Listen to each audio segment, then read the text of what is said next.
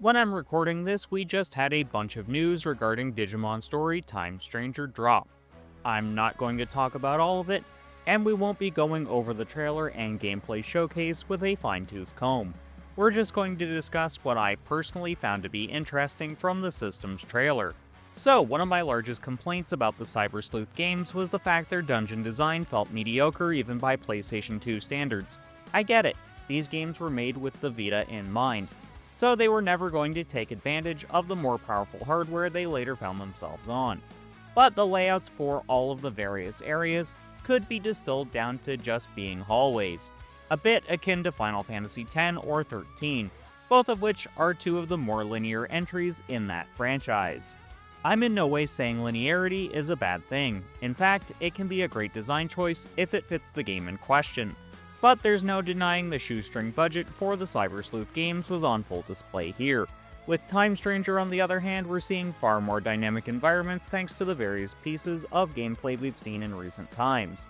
During the most recent State of Play, we saw multiple ladders adding a ton of tiers to explore in the city area. Now that we've seen some more footage today, you can see that your character can swing from vines using Digimon like Palmon, and that is going to really change up the dynamics of exploration. And it'll be for the better, as this will actually encourage players to tread off the beaten path and explore things more than they otherwise would have. Seeing this makes me really happy because it now means we can actually do more in the overworld than just walk forward and walk backwards. It also seems like random encounters have been done away with entirely, meaning that's another aspect that has been modernized, thus making the overworld more dynamic and less frustrating. Because let's face it, random encounters, while they can work quite well in some games, are more of an antiquated design choice. Now if you're making a game akin to Octopath Traveler or something else utilizing the HD 2D aesthetics, then it can make a lot of sense, since those games are just homages to very old titles with some new quality of life features and other modern sensibilities, attempting to give you the best of both worlds. In the case of Digimon, it came down to a lack of budget for previous games, but as I said in previous videos, Bandai seems to have listened to the fans and are finally giving us games that are going to come with all of the modern features you'd expect in a JRPG. But please do comment what quality of life features you'd like to see in Time Stranger. I know I definitely would like a speed up function in some capacity. Not that I always use turbo mode, but there are times where I use it to make traversing through large areas faster, when something like a fast travel isn't available. I also know a lot of people use that to make grinding more efficient, but it's pretty much a standardized feature in JRPGs at this point in time, so that's why I want it. For my video about the problem with each type of Digimon game, I mentioned how a social sim element would really elevate the story subseries. It would seem like someone at Bandai Namco actually took this into consideration. As it was covered during the system trailer, there's going to be a social sim element, and it's going to impact how your Digimon changes over time. It's something that was mostly glossed over in the trailer. During the video, it was mentioned Digimon all have personalities, and this'll impact how their stats grow over time. This is how it worked in previous games, and you could even change a Digimon's personality with specific items. So it's great to see that we're going to get that far more iterated on, since you can now interact with your Digimon much more and the answers you give will shape their personalities.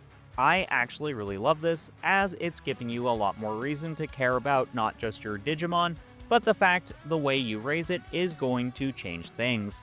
This puts these Digimon much more in line with their VPET counterparts. Don't forget, Digimon was originally intended to be a response to Tamagotchis, but more focused at a male audience.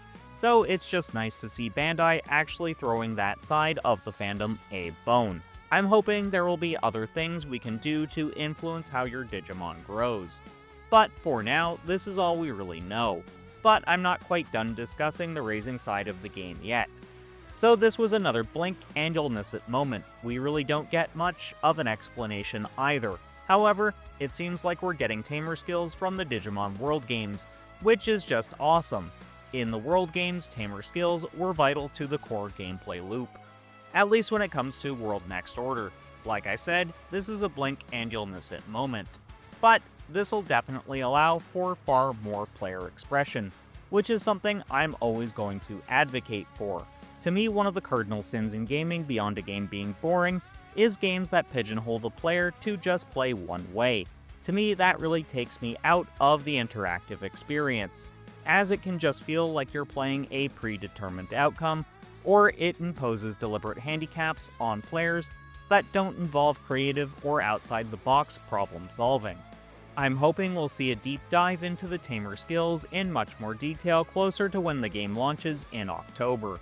But for now, it's great to see this feature implemented, and I might make a video discussing some features I'd like to see incorporated as Tamer skills.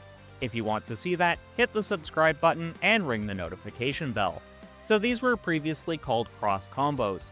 For those to proc, you needed 2 of your Digimon at minimum to line up in the turn order, meaning you had far less control over when they'd actually activate. With this little change mentioned towards the end of the trailer, we see how cross arts work, and the gauge builds up as you exploit weaknesses. Basically, to get cross arts off, you need to play efficiently.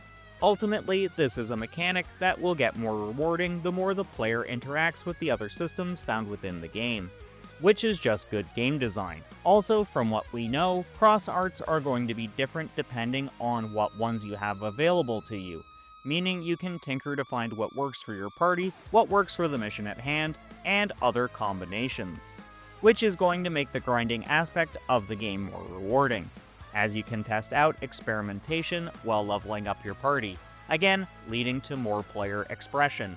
But we aren't done discussing the stuff that interested me. Let's dive a little bit deeper.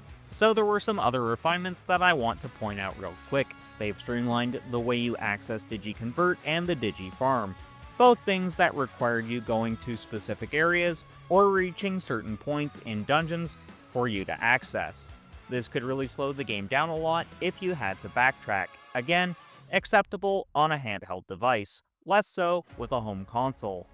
But we can now do it all in the field, which is a great thing. On top of that, they mentioned a system that is akin to the TMs in the Pokemon games, which makes me wonder, will Digimon still organically learn skills, or will we have to buy all of the skills we want them to use? I feel like some combination of the two would be for the best, as it would again lead to more player expression, and allow for more creative customization for various playstyles. So, was there anything else that stood out to you regarding the systems trailer? If you liked this video, you're going to love my deep dive into the Digimon video games as a whole. In that video, I discussed the various problems with the different Digimon subseries and how Bandai Namco should fix them. So go watch that video, and until next time, keep blazing that trail.